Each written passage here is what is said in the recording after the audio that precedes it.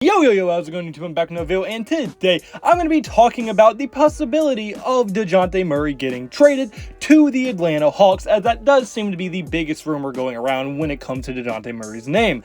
Now, in my opinion, I don't think he should be traded or anything, but I may be getting to that in a little bit later in this video. The first few things I'm going to be getting into is going to be the trade package itself. That's probably going to look like from like all the rumors that we've seen and stuff like that, and then I'm going to get into both team sides of what I think, why they would make this trade and things like that, and then I'm beginning my actual personal thoughts on it. So if that does sound interesting to you, then please watch the video all the way through, and if you like any point, hit the like button and subscribe button. It would mean the absolute world to me. But without further ado, without rambling on too much, let's get right into this video. Okay, so the first thing I want to get for this video is going to be the trade package itself. The trade package, I think, is going to look like one of two ways with all the rumors that have been circulating recently. So the first way I think it could look is Atlanta would be getting Dejounte Murray and Zach Collins, while the San Antonio Spurs would be getting John Collins, Kevin Huerter, plus picks.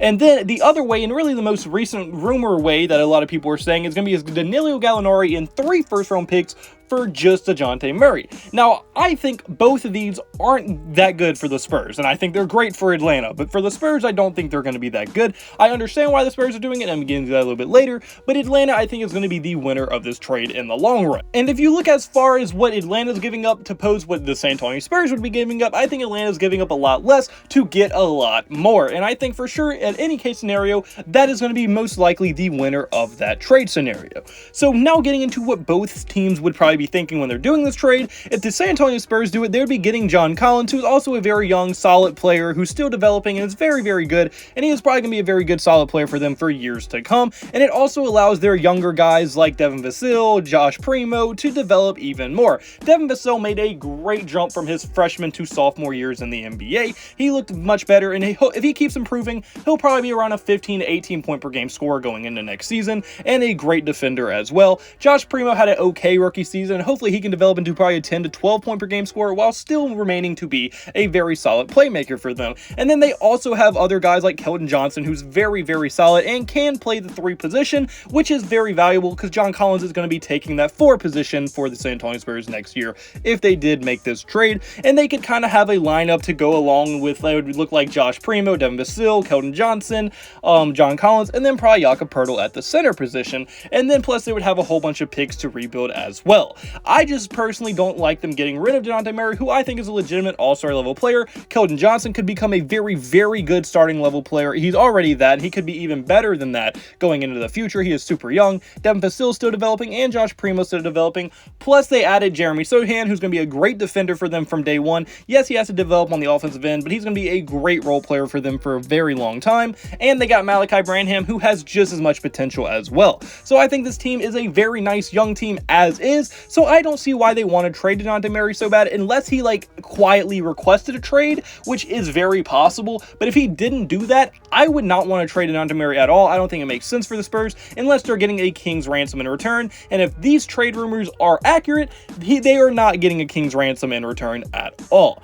And then if you look at the Atlanta Hawks side of things, the Atlanta Hawks would be getting Trae Young, a legit backcourt partner who can legitimately just defend every position, well, not every position, but like 1 through 3, which is something Trae Young is just incapable of doing due to his size, and that defense is going to help a lot. And on top of that, now teams, when it comes around playoff time, like we saw this year, aren't going to be able to just only focus on Trae Young and only stop him, and then Atlanta's screwed. Now you have to worry about another all-star level player, and at that, another all-star level guard, who's going to be taking even more pressure off of Trae Young. He's going to be able to score, make his own shots, which is going to be extremely valuable for this team, as that no one else on this Atlanta Hawks team can currently do that. And plus, they have other young guys with the Hawks like Jalen Johnson, Onyeka Okongwu, all developing still, and I think those both are going to be very, very solid players going into the future for them. And I think the Atlanta Hawks, if they got Murray, would be a very, very good playoff level team for years to come if they were able to pull off this trade. But now that I went over what both sides would be benefiting from and why I think both sides would and would not want to do this trade, I want to get into what my personal opinions would be.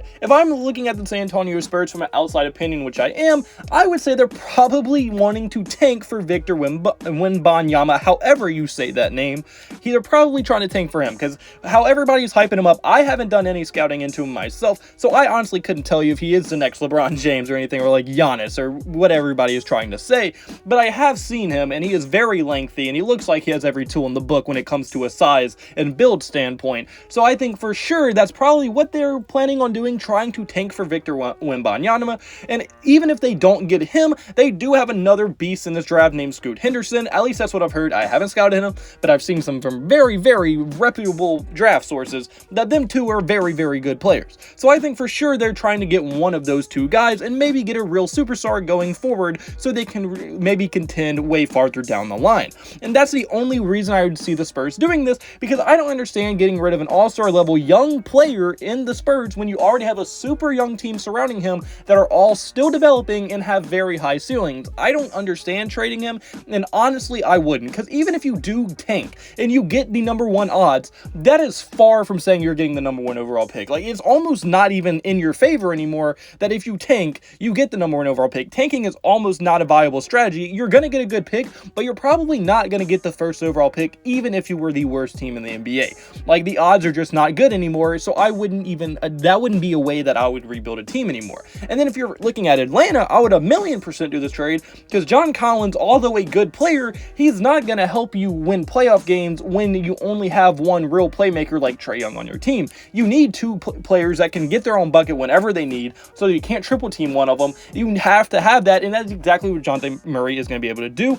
Plus, he can guard the 1 through 3 positions, something Trae Young cannot do. So I think Murray fits with his team much better than what John Collins does with this team. So for sure, if I'm the Atlanta Hawks, I am doing this trade 1,000,000 times out of 1,000,000 times. And if I'm the San Antonio Spurs, I'm not doing this trade 1,000,000 times out of 1,000,000 times. So I think the Hawks would be getting a huge dub and the Spurs would be taking a huge L unless they get the #1 or 2 overall picks going into next year's draft. Then you can see why they did it. But that is very unlikely, and they're probably still going to be too good to even be that bad, even if they do trade Dejounte Murray away. So I think for sure it would make sense for the Spurs, and I think Atlanta would be getting a huge W. But unfortunately, guys, that's going to be it for this video. So comment below. Do you agree with me? Do you think the Spurs would lose this trade? Do you think Atlanta would win? Do you think they're going to trade Murray? Do you think they shouldn't trade Murray? Any of your thoughts in the comment section below. If you did leave me a point, hit the like button, subscribe button, it would mean the absolute word to me, and I hope you have a blessed day. Can I have a blessed day? So you can have a blessed day. All glory to God. See you in the next video. Goodbye. Boo. Blah.